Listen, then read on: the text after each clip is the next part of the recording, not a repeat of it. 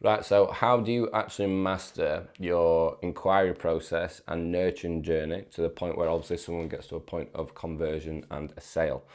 So first things first, you've obviously got to get people to that inquiry process. So it all comes down to your social media content, it comes down to your actual outreach.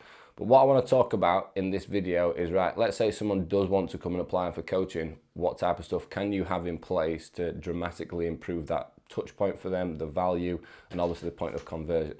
So the first thing that I'd suggest is having something like a lead funnel. So a lead funnel can be associated with the company, it can be associated with a marketing campaign, it could be anything. So as an example, this could be 3 pillars. So whatever the brand is, or whatever the campaign is, you create 3 pillars associated with that, which is going to be in line with the content strategy on social media, which directs people from social media onto this lead funnel page. So they're both obviously aligned together.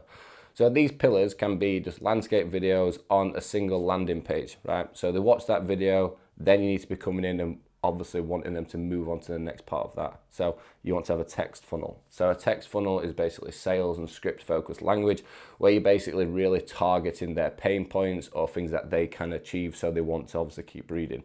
Another great thing to do from that point is adding in free lead generation downloads, and then obviously a massive one, social proof. So let's just say you've got your video at the top, you've got a text funnel, you've got a downloadable resource, you've obviously got social proof results. Straight away someone's like, wow, this is levels, this is cool, like we're hitting all points where people want to buy into the service. You go into the next one, you can just replicate that and replicate that. You have your inquiry process still at the top, so using something like Typeform. So if someone clicks onto the lead funnel, they can still apply for coaching straight away at the top of the page. But you want, again, it to be a funnel. People to see each video, see each text funnel, and see each form of lead generation and kind of social proof. So as they move down into that bottom bit, they obviously want to apply for coaching. So other bits that you can kind of start to do from that point is really talk about your service towards the bottom end. So if you've got like a app or something like that, we'll create graphic design. So showcasing this is how we actually work with clients, just anything associated with your actual kind of service delivery. So on that lead funnel page, they are getting a sales funnel where they obviously want to keep reading, and you're triggering them to want to actually apply. You're showing the results that you've previously achieved. You've got videos, so it's personal and professional to you at the same time. And obviously you've got forms of lead generation, so you're giving that bit of kind of free value. This is just a very high value page. The whole point is your content strategy is aligned to this page. So your level of outreach, so whether it's like a VA work or DM call setting with your content, you're aiming it at people, and these people who are intrigued by it click onto the page and it intrigues them even more. So they're like, look, I want to join this person right now. Then you've got to think about the next steps. So obviously coming into the point of someone actually applying. So Typeform is really, really good, but it's good if you use it in the right way. I see some people who will come in and they've got 10, 20, 15 questions on Typeform. You don't want to be doing that in any way, shape or form. Like the easiest way that we kind of do it is you've got name, you've got email, you've got the main goal, and then they obviously click submit, sweet. And then what you can do then is you can use something called redirect URL. So redirect URL will then take them to an open Calendly call link. So they choose their time slot, and then that's, in my opinion, the best time to add in specific qualifier questions, because if someone's coming to that point where they're obviously about to book a call, they're very, very, very interested.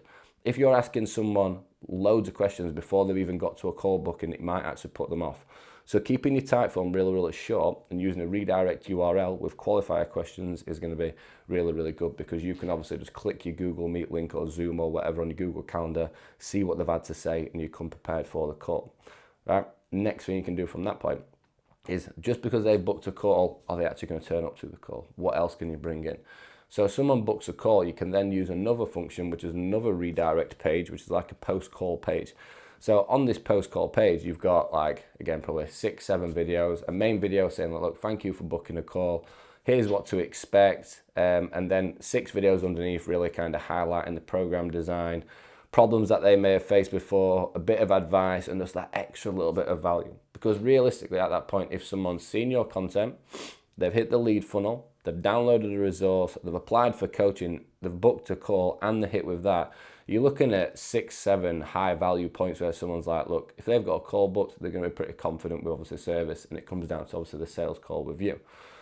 What you can also do from then is, because let's just say that someone books a call, but they can't book in with you for 3 or 4 days or whatever. They might even book it in a week or two in advance. Sometimes people do. So you can bring out an automation. So once someone hits that type form, you can obviously hit out a nurturing email sequence. So nurturing email sequence is replicating a lot of the same stuff on the lead funnel and the call page. So you're just reminding people like, look, this is how we work with clients. This is what happens if you don't invest into your nutrition training, your goals and everything else onto that side. Here's some results we've obviously achieved with clients before, and just basically highlight and trigger them as much as possible. Because what I often find is that people just have the links, they have a type form, and then they just go into the type form, trying to get them on a call. Think about how you can make this as seamless as humanly possible. But again, this all comes down to making sure that you know what your niche is in your target market and what you're actually kind of showcase with your content strategy. So let's just say, again, run over again, your social media, your outreach is all directed to getting people onto that lead funnel. Your lead funnel's got free videos, sales tech funnel, lead generation, social proof. Someone books a call, really short form, redirected to a Calendly call link. They've got questions, redirected to a post-call page, and they've been hit with a nurturing sequence at the same time. And then that's not it, because there's still manual work what needs to be done. So this is just all an automated process. So once you've built something like this, it's all hands off, it's all gravy. But one thing I always say to people like directors and teams and students is the direct effort of manually contacting someone will always go a really, really long way. So if someone's booked a call with you, they've been hit with the nurturing emails, right?